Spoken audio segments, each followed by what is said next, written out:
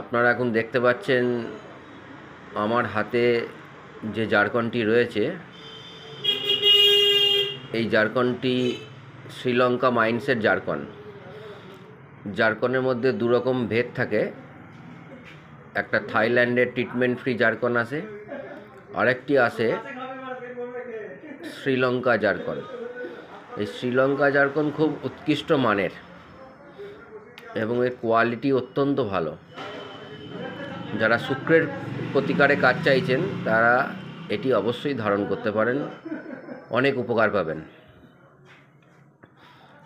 এবং সমস্ত রত্নগুলি treatment free, কোনো রকম ল্যাবে বানানো বা প্রসেস করা বা ট্রিটমেন্ট করা নেই।